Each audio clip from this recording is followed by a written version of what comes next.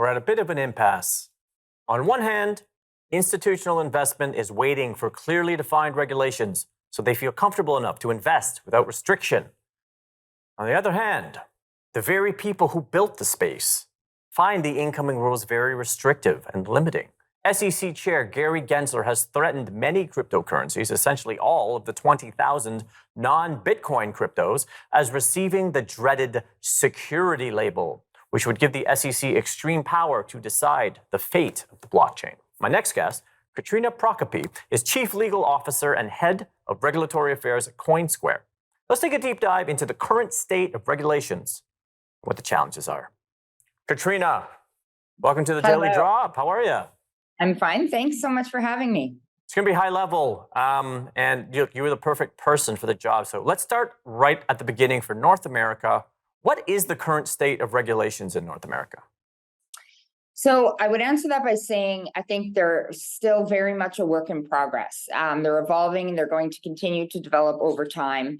Unlike certain international jurisdictions, North America, so Canada and the US, have not come out of the gate with sort of crypto-specific, bespoke crypto legislation. So they're trying to figure out which traditional rule sets apply. I think in the US, it's still very much a live debate about who has jurisdiction in the area. Where is the regulatory perimeter and how is it going to be defined?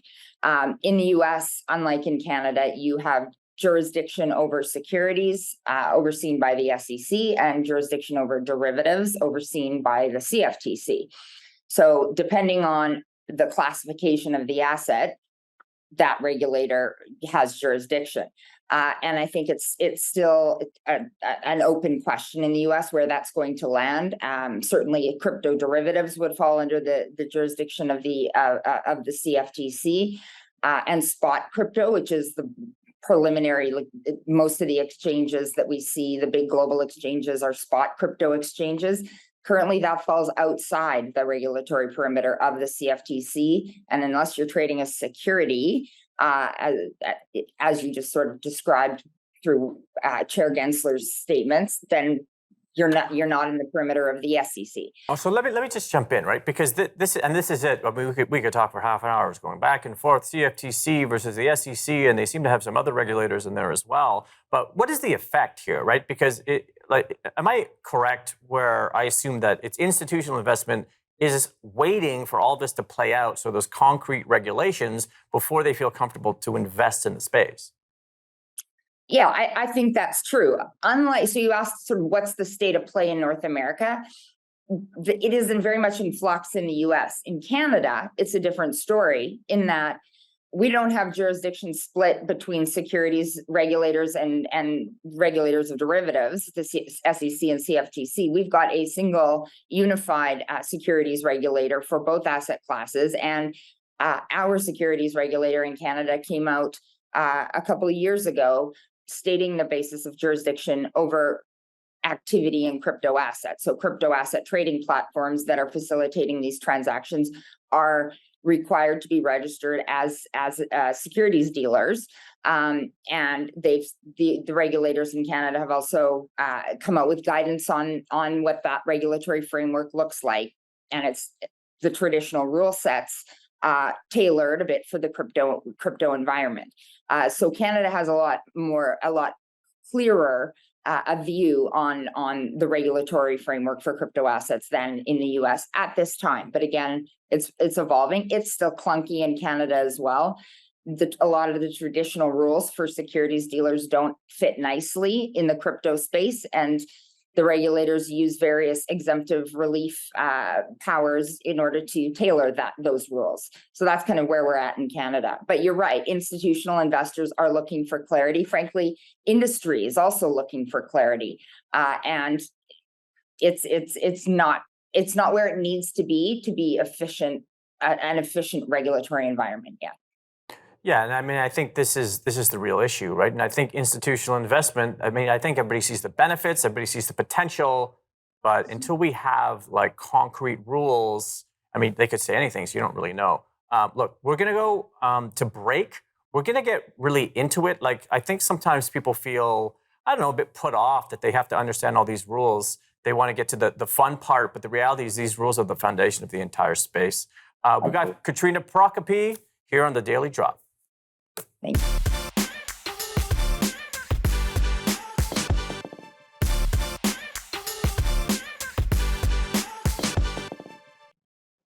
I want to talk a little bit about the origins of the space, and then we'll sort of fast forward to today. But Satoshi Nakamoto famously envisaged a world of peer-to-peer finance with no intermediaries.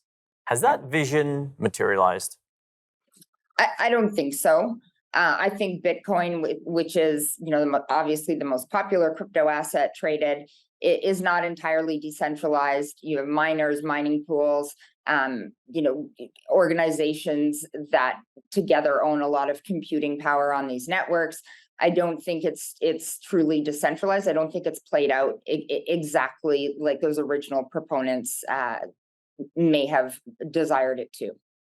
Right. It's interesting, right? Because you definitely sense this tension, right? Because many blockchain pioneers seem to have a lot of disdain for governments and corporations. But if you think about what was sort of expected and what it is, how are institutions realistically going to make an impact with this group?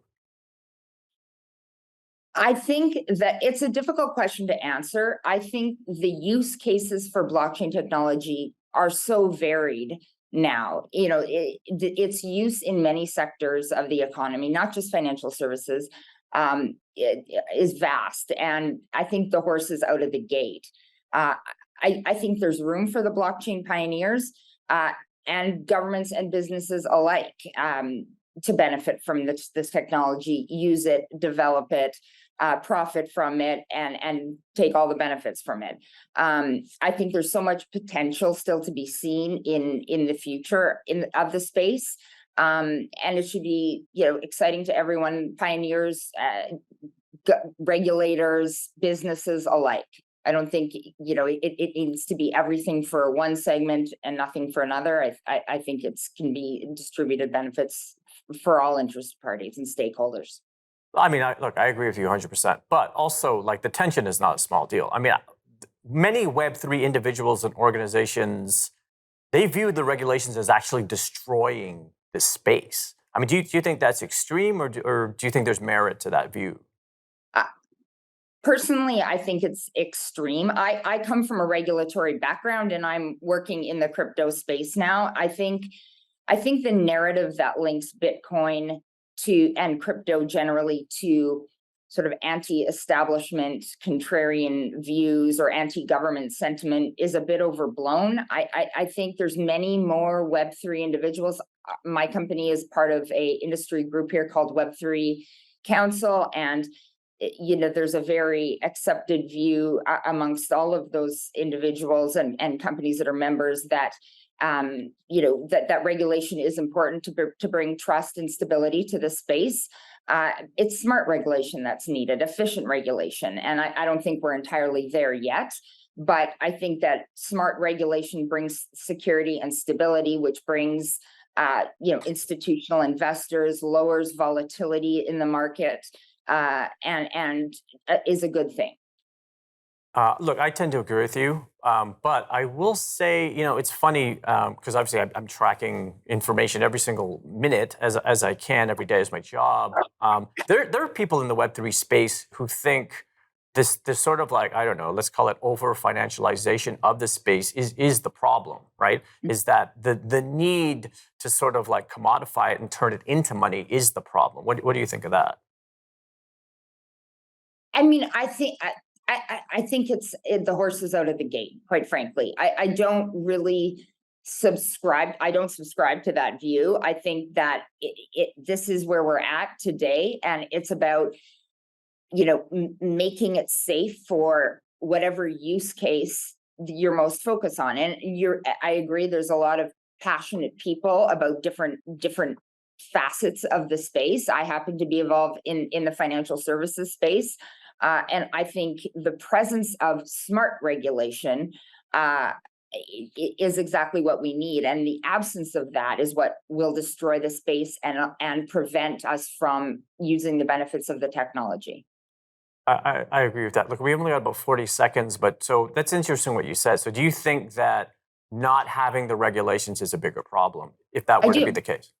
I do. We've seen a lot of people harmed by companies that have exploited the technology, companies and individuals. I think regulation in the form of anti-money laundering requirements, cybersecurity requirements, data protection, oversight of intermediaries, that all form part of sort of the regulatory. You know what, Katrina, we're gonna go to break. But man, I'm just so happy with your brain. We got Katrina on the Daily Drop.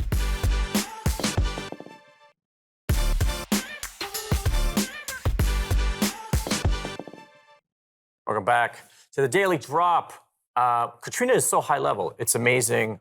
Okay, so because you're so high level, let's take a look at the whole world now, right? Okay, so in many smaller economies, some are currently experiencing hyperinflation, right? Like cryptocurrency is really seen as a way out. Do you think that's accurate? In part, I think that yes, in the sense that it's an easy to use currency. So I think it's possible.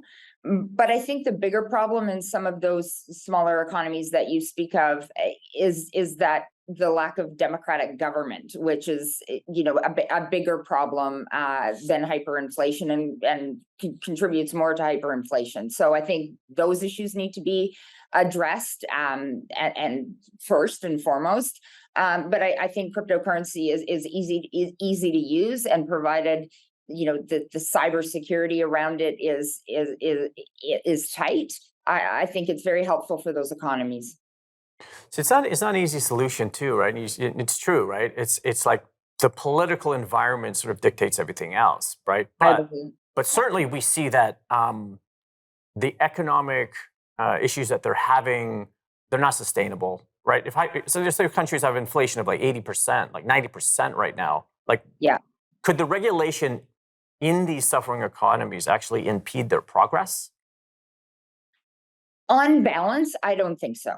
Hmm. I think cryptocurrency for use in connection with international payments, remittances, et cetera, is very beneficial in these types of economies. But I believe that we need regulation to make sure that the benefits can truly attach, particularly, as I said, anti-money laundering. I believe that if you don't have that oversight, then you're not going to address the inherent problems that exist there. It's interesting too because it's really like philosophically, it's this job is really interesting because there's so many different people who are attracted to the blockchain for many different reasons. And I find when it comes to sort of like, I don't know, let's call it a revolution, like international, like this idea that I don't know, we're like democratizing finance. Mhm. Do you think that cryptocurrency is revolutionizing the financial system, or is it just a new asset class to be controlled by governments and corporations? I think for it to truly revolutionize the financial system in a legitimate way, and a lasting way, that it needs the oversight of government. I don't like to use the word control. I think it needs the oversight of government in the form of smart regulations, rules, expectations, and the support of corporations, to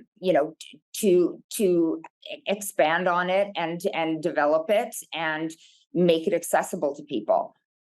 So I think that regulation goes hand in hand with exploiting the benefit of the technology and truly realizing the benefit of the technology.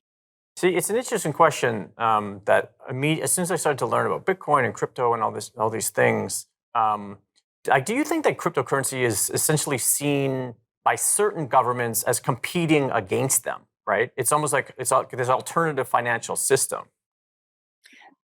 Yeah, I do. I think that no one in the early days would have been able to predict the development of the technology, the ability of the technology to penetrate finance to the extent that it has. And the attraction of retail investors to that asset class now. I think governments are trying to figure out how to cope with it. they're certainly interested in the efficiencies. We're used to a financial system where you have segmented intermediaries doing different functions, time delays in settling transactions, a lot of inefficiencies. And I think the blockchain technology really addresses those inefficiencies, and governments are interested in that for that very reason. There's consideration of central bank digital currencies, and what the future looks like. I think that's going to unfold and be a big part of the future of finances, central bank digital currencies, where the government, there will be a sort of central banking function that incorporates this technology. I'm so happy that you brought up CBDCs. You need to come back. We don't have enough time. We need to do 9 hours with Katrina, because you're awesome and you just know everything. And I really appreciate your point of view. Look, we're going to go to break. We're going to talk about what the future realistically is in terms of a compromise, because I think we're both on the same page there. And I've got Katrina Prokopy here on the Daily Drop.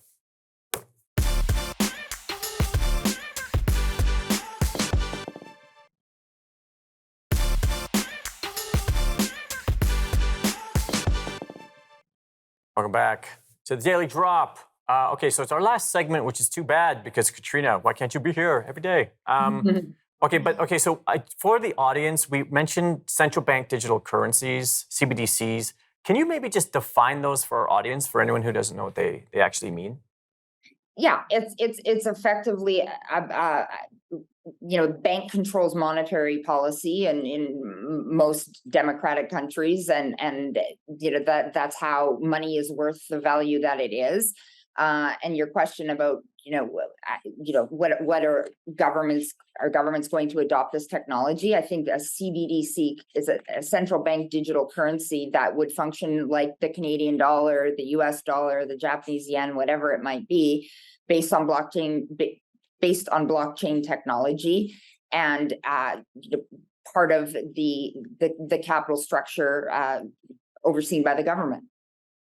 Yeah, look, and that's an excellent definition. It's complex, right? All these things are complex. And look, the future of crypto is complex. Nobody really knows. I mean, it looks like it's a compromise between Bitcoin's activist roots and mainstream institutional governance. Do you think that's fair?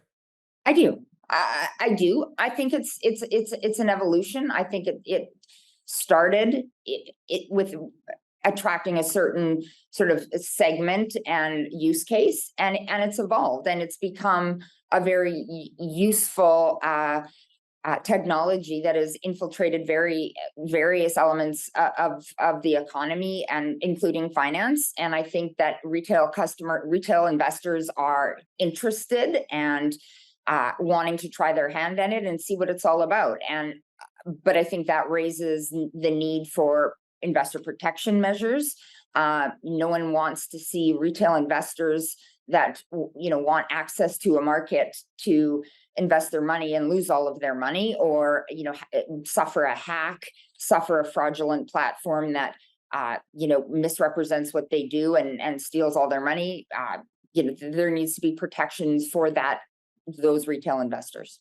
Okay, so with all that said, and my God, if you don't know, Katrina is spouting so much knowledge. I mean, it's unbelievable. But what is the best path forward to achieve this mainstream adoption of cryptocurrency?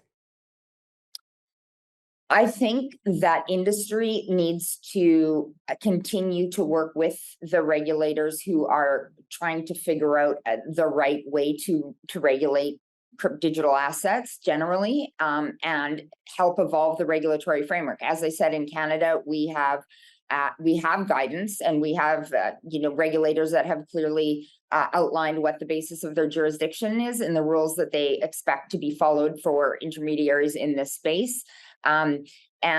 But I think it's still clunky, and it needs to evolve to a much more efficient state. And I think the way that'll happen is for industry to sit in partnership and work with the regulators to evolve the regulation in a safe way that addresses the underlying policy concerns of securities regulators and other regulators, which is investor protection, at the same time as fostering a fair and efficient capital market and supporting innovation, because I think the technology is not stopping and it's not going away. And the only way to, to safely deal with it is to evolve it. And I think that industry and government wants to do that. Katrina, you gotta come back.